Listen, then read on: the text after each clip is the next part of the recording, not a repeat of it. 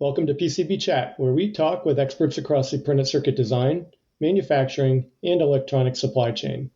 I'm Mike Buteau, president of the PCEA. Today's podcast is sponsored by PCB East and the Ultra HDI Forum, Engineering Tomorrow's Electronics. Join engineers and designers this June in the Boston suburbs for more than 75 hours of technical presentations and an exhibition featuring 65 leading companies from across the printed circuit design to assembly supply chain. Visit the website at pcbeast.com for information. Today, we welcome Sergiy Nesterenko. Sergiy is founder and CEO of a new software company called Quilter, whose goal is to accelerate hardware development by fully automating circuit board design. Easy, right? Sergiy came from SpaceX, where he was an EMI and radiation engineer. He founded Quilter in 2021, and the platform launched last year. He's also raised $10 million in Series A funding, so either he's really onto something here, or he has some very wealthy friends. So welcome, Sergiy. Mikey, thanks so much for having me. As we dive further into the world of artificial intelligence and electronics design, we have to come to grips with the fundamental hang-up many designers have with regard to turning over routing and parts placement of their boards to the CAD tool. Now, some designers point out that the autorouters have been part of their tools for decades, and they are all built on some form of machine learning, but those same autorouters are often ignored in practice because they don't complete the designs to the satisfaction of the users. Now, that's a fact that often gets glossed over or completely ignored by developers of AI-based platforms. Yet you have acknowledged this head-on, noting in the past that the problems inherent in autorouters. So can you explain your thinking here? So I think from my experience, most people just don't use autorouters, right? Like when you go to, my previous company at SpaceX, you look at any flight board, it's a bunch of people who are choosing the stock ups, who are placing components, who are, routing boards, and who are thinking about the physics of everything. And of course, that's time consuming. For a complicated board, that's easily weeks or maybe even months of work, and that's a problem. So I think that, the motivation to automate this is basically to just go faster and to build better boards, right? So it's a clear need if it were to exist. And the question just becomes, why doesn't it yet exist? Why hasn't it built? And why is everything that has been built not good enough? So where I think autorouters kind of fall apart today is in maybe three major areas. The first is that they typically don't tackle the entire job. So typically, you are still responsible as the user to configure the stack up. You're typically responsible to figure out what fabricator you're going to use and enter in the manufacturing rules. If you have any special considerations like differential pairs or impedance control, you have to encode that into basically geometry rules yourself. You typically have to do the placement yourself still. And then even when the autorouter presents a layout, you still have to review it and make sure that it's actually going to work. The second problem, so that's a lot of configuration and setup and a lot of things that are just simply not even tackled by the autorouter, as opposed to somebody actually doing the full layout. The second problem is that with a board of any complexity, autorouters usually just don't complete the job. Like it's very common to click on the autoroute button to see it get to, say, 90% of a design, even if the design is only a couple hundred components.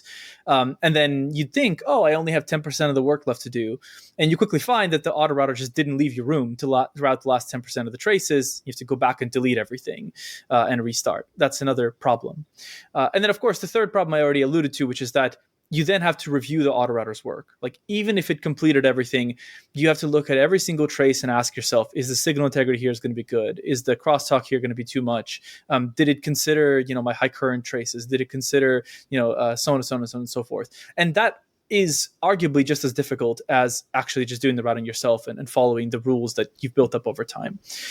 So the place that we're coming from is that in order to achieve full automation, right, in order to really, really solve this problem, we have to solve all of those. We have to tackle the whole problem. So start with the schematic, ideally, and do the whole thing. Identify the manufacturers, respect all of their rules and tolerances, do the placement, do the stack ups, and do the full routing with all of the physics included.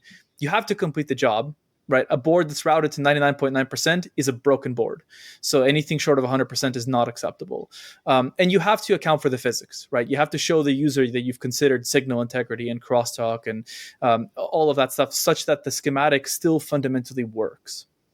That physics thread, I think, is going to be repeated throughout our conversation, but I'm gonna pause on that for a moment and just let's start a little bit higher up. What does that schematic to layout process look like? Is there any human interaction needed here under the Quilter platform? Yeah, so the way that we do this, so first of all, one of the opinions that we take is that we shouldn't try to get you, the user, away from the tools you already know and love. So, for example, like if you're used to Altium, it's obviously a popular choice. We are not trying to come in and say, "Hey, stop using Altium, learn this new platform." That would be a big lift for many organizations. So, what we do instead is we ask you to basically take your Altium files as an input, drag and drop into Quilter. We do our work and we return the Altium file back to you. So you can kind of continue and do reviews and generate manufacturing files the same way you would have. From the user's perspective, what we really expect is that you've finished your schematic completely. At this point, we still ask the user to define the footprints. And the reason there is that a lot of companies have their own footprints libraries that are not externally shared. And so they want to have their own control over those. And so at that point, you have a board file where the net list and the footprints have been loaded. And then perhaps you've defined the outline of the board and maybe pre-placed some connectors where you know they have to go in a specific spot. Everything else stays off the board, and that's what you're inputting into Quilter. A good model for this is if you were to hire an external layout resource, like a contractor to do your layout, think about what you would email them. And just instead of emailing that person, you're drag and dropping that into Quilter's website. So that's one of the more novel aspects to this, from what I understand. So the user is going to pull the files from the native environment into Quilter. Will it still look like, for example, the Altium environment inside of Quilter? Or will it look like, does Quilter have its own user interface? So Quilter has its own user interface. And on purpose, Quilter's user interface is not meant to be complicated, right? The main thing that Quilter has to accomplish in a conversation with the user is to understand all of the schematic, and in particular, all of the signal types that are happening throughout the schematic. So this is, one of our areas of growth is to understand where do you have high currents, where do you have high speed, where do you have differential pairs, where do you have impedance control, because that information isn't necessarily kind of encoded in the schematic. But after that point, Quilter's aim is to do the layout for you, right? The inspiration we use internally is that, doing the layout for your circuit board should feel like compiling your code. Right. If you think about it, like a schematic is a little bit like a programming language. And then a circuit board is really just trying to actually make that schematic happen in real life without screwing it up. That should feel more like compiling your schematic than actually doing the layout yourself. And so the interface for Quilter is simple. And so for that reason, it doesn't necessarily look like Altium or KiCad or any of the other tools. Okay, so those are two. You mentioned KiCad there. That's another one of the CAD formats that you work with, correct? Correct. Yeah. Any others of note? Yeah, so Altium and KiCad are the main ones we support today. We actually had initially built out support for Eagle, but that seems to be shutting down for the most part. And so we're not supporting that anymore. The next ones we're looking at adding are most likely Cadence. Cadence Allegro is most likely to be the next one we add. And do you have to develop, kind of VAR agreements or any type of technology transfer or shared agreements with any of the CAD vendors in order to develop this? Yeah, that's a fun question. So thankfully, like legally speaking, reading and writing common file formats is not something like we have to go get agreements for. But like we like to work with the companies because it's easier for us, and in general they've been supportive. So with Altium, they've been very supportive of us doing this so far, and have extended some support from their engineers in helping us work with those files. We haven't worked with somebody at Cadence yet, but if somebody's willing to, I'd be happy to. Okay, well, if anybody from Cadence is listening, here you go. So, Sergiy, let's talk about the types of boards that you have used as proof of concepts and that you've successfully routed to date. Let's just start at the hardest part, right? What's the most complex board that you know of that's been designed using Quilter? Meaning like how many layers, how many pins, DDR3 or 4 memory, anything like that on it? Totally. Yeah, so I think of complexity roughly in two dimensions. One is just kind of the raw combinatorics and geometry. So that's roughly how many pins, how dense is the board, so on and so forth. And then the other is physics, right? What are the most interesting signal types that you've captured? So starting on the physics side, the most interesting board we've done to date is actually one of the, or at least the ones that we've personally brought up within Quilter, is one of the open source projects from OpenMV. So they have a really cool set of computer vision boards where they basically have an onboard camera. I think it was an STM32 that we did, an SD card, USB, things of that nature. Running onboard live computer vision for basic like face detection or basic neural network on board or whatever else. So that's an example of something that we had done on the slightly faster side. I think that was a 500 megahertz processor. We're pushing in the next probably 6 to 8 weeks to release support for much faster differential pairs and impedance control. So that'll allow us to get into the kind of multi-gigahertz territory for signal integrity, which will be really fun. I'm really excited for that. On the combinatoric side, the kind of biggest boards that we've done are unfortunately not public. They've been for companies, and I can't reveal them. But you can imagine kind of big test boards. So if you imagine a board that's maybe, I don't know, 15 by 30 inches, something of that nature, with maybe 400 or 500 components, close to 2,000 pins, and nothing super high speed, nothing more than a couple of amps, but still just a lot of parts, a lot of things to connect. And I believe both of these were 4-layer boards. I think we've never gone so far above 6 layers. And how long did it take for the tool to route that board? We've obviously improved drastically since we've done both of those, but both of those should be running in about 2 to 3 hours by now. 2 to 3 hours. Okay. Yeah. So start to finish, 2 to 3 hours. Wow. By contrast, then, when you were working in your previous life, just setting up the constraints probably took 2 to 3 days, right? Yeah, definitely. The company that we did the big board for, the engineer that we worked with estimated that whole board would have taken them about a week to do. Mm-hmm. That's very much our focus, right? Like the major pain that I felt while at SpaceX with designing these boards is that, layout is a bottleneck. Like you can't put 5 people on it and get it done in a day. And so you're waiting for your first prototype for 5 days or for 10 days. And you're going to have to do multiple of those iterations before you eventually actually go into production. And since it comes at the end, it becomes critical path. And so the ability to shorten that is very valuable for a fast moving company. And the other thing that Quilter does that's interesting is because it's done in software, we don't just lay out one board, we lay out hundreds. And so we can have a 2-layer, 4-layer, 6-layer variant across multiple different manufacturers, multiple stack-ups, multiple design rules, and multiple trade-offs, all in that 2 to 3 hour time. And so I think that is what empowers engineers to prototype much more quickly using Quilter. Let's talk a bit about the intelligence part of the AI. How does Quilter learn? Yeah. So the way that we approach this problem is by using a kind of a small subfield of AI called reinforcement learning. So most people will have heard of this technique from learning about how DeepMind defeated the world champion at Go about 5 years ago now. So the idea there was that they created, an implementation of the game Go within a computer, and then they taught the AI to sit on both sides of the board and basically play against itself. And then whenever the neural network won a game, it would be changed in such a way as to make those moves more probable. And whenever it lost a game, it would change in such a way that it would make those moves less probable. And after hundreds of millions of games, the neural networks found strategies for playing the game of Go much better than a human, and famously, of course, defeated the world champion. That's very much how we approach this problem. So, a lot of people think that we would have taken a whole bunch of human designed boards and learned on them or something like that. I actually think that's a mistake for a number of reasons, even if you were able to get that to work well. So what we think of it as is that the neural network and other algorithms, it's not all just neural networks, are playing this game of layout, right? Where do I put the components? What stack up do I choose? How do I connect everything? And then once we have that kind of candidate locked in, we can then run a bunch of physics and heuristic evaluations to figure out, basically, is this board going to work? Yes or no? And if it's going to work, then the agent becomes more probable to make a design like that. And if it doesn't, then it won't. And so it's really playing the game of layout, being graded by physics.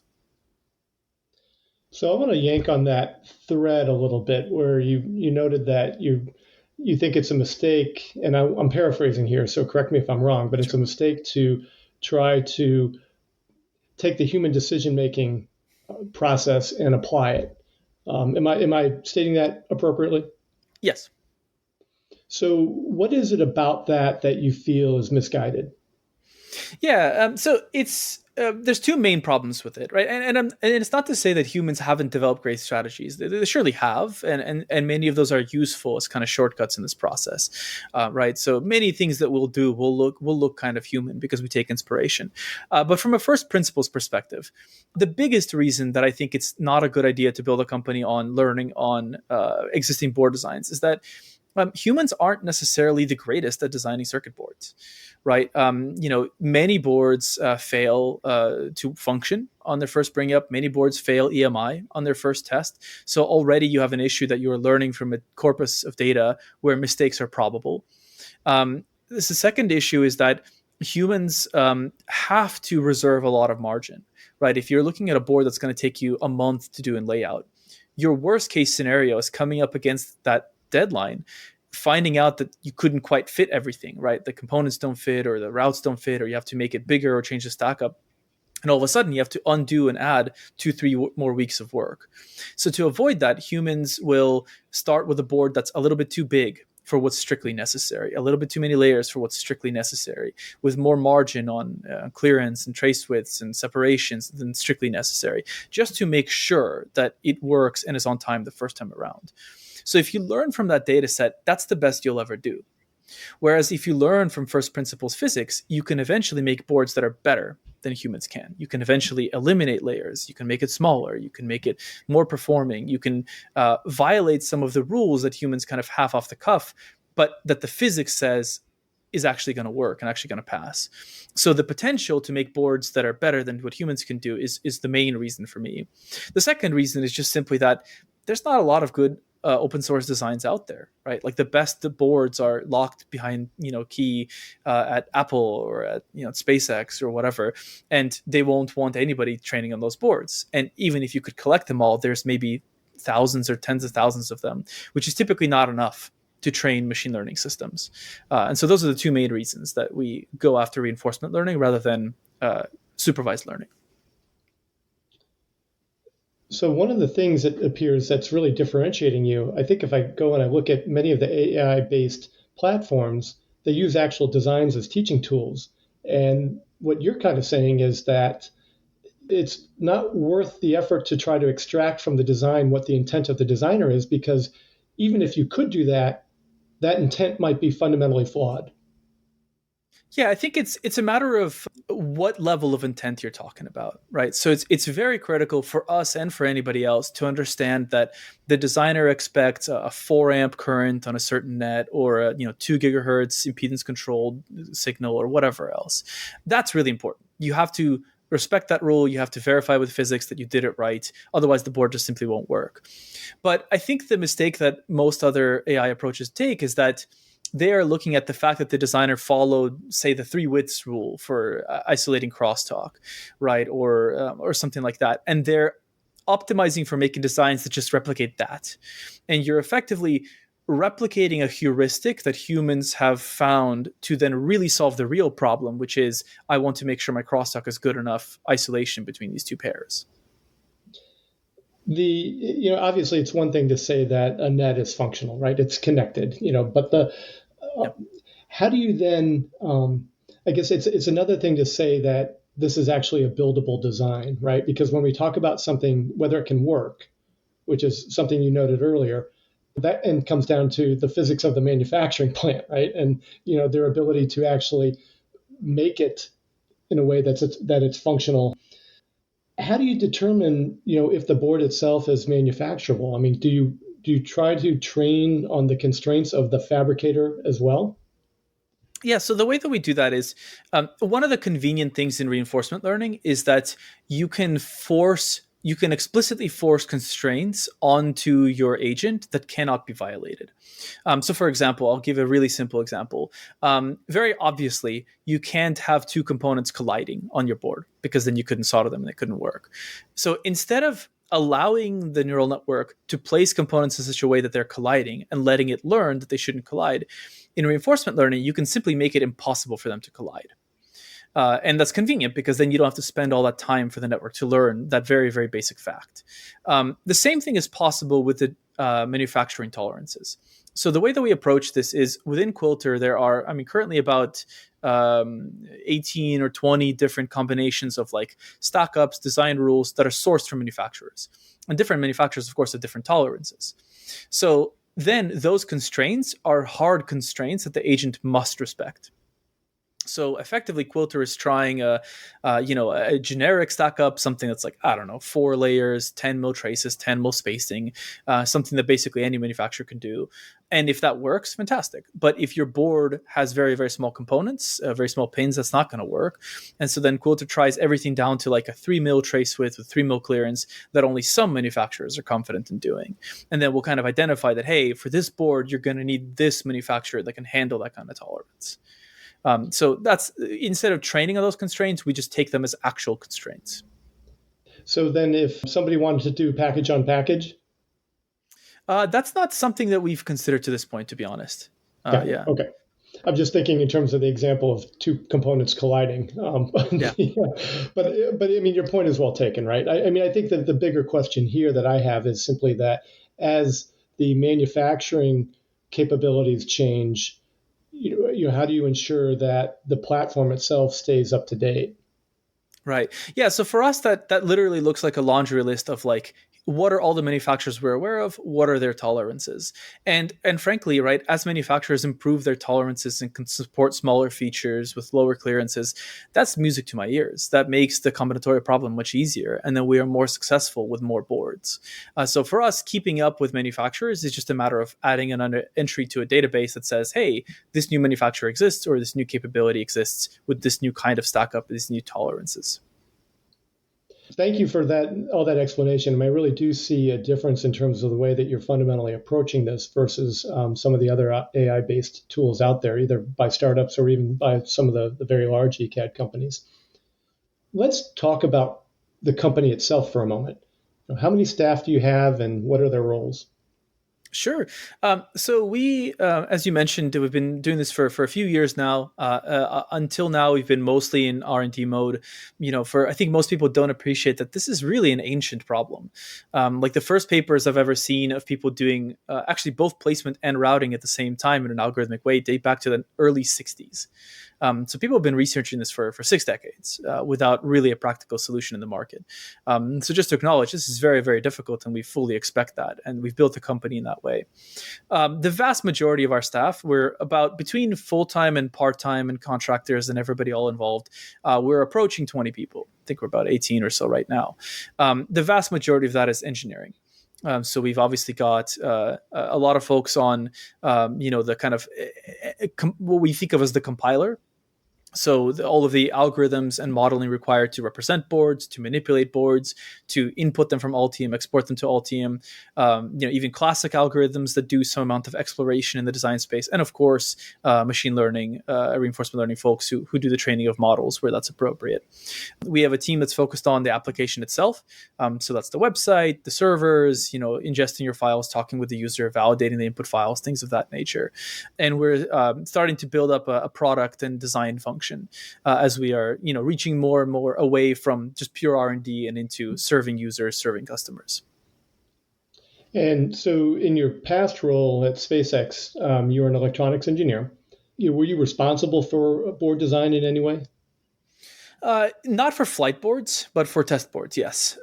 So in particular, most of my time there was spent on radiation effects, basically ionizing radiation. Please don't kill the rocket. And most of that work is around, good parts choices, schematic choices, subschematic subsystems, redundancy, things of that nature. And I built a fair amount of boards myself to support that kind of testing, and had input on the design of the actual flight boards to make sure their reliability is sufficient to survive flight. Was there a eureka moment when you said, hey, look, I want to go off on my own and create this product because it's a problem that I see us running into here and I hear from other companies about the same? So ironically, the eureka moment came 5 years before I left. I sat down to do my first board hadn't learned Altium before, was learning it for the first time. Asked myself, why am I doing this? Like, a computer should do this. Tried an autorouter. Autorouter failed. Said, okay, I guess I have to do this. Built the board, got it reviewed by a few other senior engineers, make sure it was all okay. Got it brought up, and it caught on fire in my hands. So I then kind of just took it as fact that this is how PCB design goes, and I better get better at it. And it wasn't until 4 or 5 years later that I saw that it's possible for me to go and start a company and raise venture capital and all these things. And I married that with the okay, well, what did I really suffer from in my job? What is the big bottleneck that I saw within our departments? And those two came together in the kind of, all right, let's start this moment. So how do you go from that to neural networks and machine learning? And I mean, did you take classes in coding and so forth? Yeah. So my undergrad, I actually was all in the sciences. I triple majored in math, physics, and chemistry, just to get a really good base for basic understanding. At SpaceX, a lot of my job was actually programming because I had to do a lot of statistics. So it wasn't enough to just screen parts and see how they do in radiation environments. I had to ultimately be accountable to the customer, and in particular, the biggest ones at the time were the U.S. Air Force and NASA, that their payloads were safe with us. And so I'd have to figure out from all of the different inputs of the entire environment and the entire rocket, what is the final kind of probability of success that we're accountable for. And so that was a lot of statistics and simulations. Around that time, 2015, 2016, early neural network applications were starting to come up. And it kind of became self-evident to me that was going to be important. And so I just took my own time on the side to learn all the math behind neural networks and backpropagation, write it out from scratch. And I kept playing with them for the next 6-7 years before getting to Quilter and kind of being here. So partially self-taught, partially school, partially experience on the job. So triple major. So you kept your advisor pretty busy there, I guess. Yeah, I had to go to 3 different advisors to make sure that I could actually complete all 3 majors. That was fun. You announced a $10 million funding earlier this year. Can you share details about the company valuation? No, we haven't made the valuation public yet. Do you feel any kind of pressure to succeed given that kind of funding? Of course. I mean, it's honestly. I personally feel pressure from all directions, right? I mean, I started the company because I wanted to see this work. And so I feel accountable to myself to make it happen. Of course, the investors who were willing and brave enough to bet on us, and there's many other than the Series A round. We did a few rounds before that. And so I want to do right by them. Most importantly, probably are my family and my employees, right? We've got dozens of people here who are supporting us, and it's not just the people working at the company who have to carry the burden and take a risk. It's all of our families as well that have to support us, and that's very, very meaningful. At the end of the day, working at a startup is much harder in a lot of ways. It takes a lot more hours, takes a lot more time, and typically for less pay, unless it actually works out. And so I really appreciate the risk that everybody's taking with us, and that's what gets me up every morning bright and early to make it happen. I want to remind listeners that today's podcast is sponsored by PCB East and the Ultra HDI Forum, Engineering Tomorrow's Electronics. Visit pcbeast.com for information. Understanding, of course, there's a lot riding on all of this. I keep going back to this idea. The surveys that we've done, suggest that maybe only between 5 and maybe tops about 20% of boards are auto-routed at all. Okay, most of them are hand-routed, and so tens of thousands, hundreds of thousands of hours maybe each year are spent doing everything manually. Right? Congratulations for the idea. Congratulations for convincing other people of your vision and getting this far. Let's talk a bit about your roadmap. So, you touched on it a little bit a while ago, but if we talk 2 years down the road from now, what goals do you have in place? Where will you be at that point? Yeah, that's a good question. So I roughly view our core technical compiler roadmap on the same 2 axes identified as the complexity earlier on. So one is just kind of combinatorics and solving boards, and the second is physics. So as we improve the kind of geometry engine and the exploration of different geometries of the boards, that's what eventually allows us to go from three, four, 500 components, 1 to 2,000 pins, to eventually tens of thousands of pins, and eventually, hopefully, the big monster boards in the networking applications that are hundreds of thousands of pins. So that's one thing that we'll obviously be pushing. Simultaneously, it's also very critical for us to push on the physics side. So I'll give an example. Like today, if you log into Quilter right now, you'll only see support for the very basic thermal considerations of currents. Within the next 4, 6, 8 weeks, we're hoping to push a support for impedance control and differential pairs, which gives us ability to do some more high speed, specifically high speed digital is what we're thinking about the most right now. Of course, over time, we have to add support for things like switching converters and power supplies and antennas and analog circuits, and ESD, and so on and so on and so on and so forth. So I hope that within 2 years that we're talking about some very serious boards, right? Some boards that are FPGAs or CPUs with DDR4 that would have taken a human a month or a month and a half to do, that we're able to do fully autonomously with kind of the physics guarantees that the user would need to trust the layouts that hopefully work on the first try. Maybe we'll have some demonstrations sooner of that, and that's certainly my hope, but we'll see. What does the typical user look like today? And are you able to aggregate any of the data based on how they're using the platform?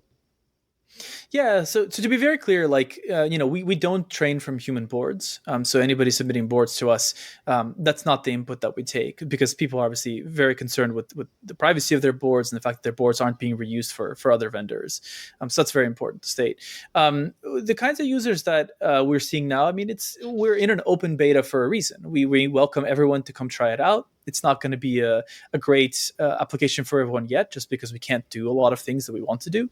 But we see everybody from people actually trying to do serious big board designs that are thousands of pins, to people that are kind of adjacent. So think about firmware engineers, mechanical engineers, test engineers who need a design to de-risk and work on their prototypes, but maybe aren't building the flight design or the main production design that's going to go into a big product. And of course, all the way down to hobbyists. I saw some keyboards come through in the last few days. I've seen some basic radios and things of that nature. Lots of Raspberry Pi and Arduino applications, which are fun. But I think today, where the product is the most sticky is within those, what I think of as supporting boards, right? So if you think of a SpaceX flight computer, we can't do it reliably yet. So the person designing that, we can't really help. But if you think about a person who is de-risking some of the components on it and is doing environmental testing and building boards for that use case, or somebody who's building a bed of nails for that board, or somebody who's building a test rig for that board, those people we can help and save significant time. And so that's where we see kind of the best applications so far. Tell me about the environment. It sounds like right now it's cloud-based. Yes, that's correct. Yeah. Do you anticipate that this will ever be available on the desktop? That's a tough question. The desktop is unfortunately much more constrained than cloud for compute resources. As you might imagine, we drastically benefit from having access to thousands of CPUs, tens or hundreds of GPUs. So the product would have to be very sophisticated to kind of fit all the computing you need into a single desktop. I wouldn't rule it out, but what I think is more likely to happen if we got to the point where we could be efficient enough for a single computer is that we would then still be on the cloud, but then using all that extra compute to make boards that are actually better than human, right? So if we could take a high production run of 1 million boards and save $1 per board in manufacturing, that would be very, very significant and worth spending the compute on. I suspect that is more likely where things will end up. So to answer your question briefly, we don't currently expect a single desktop application.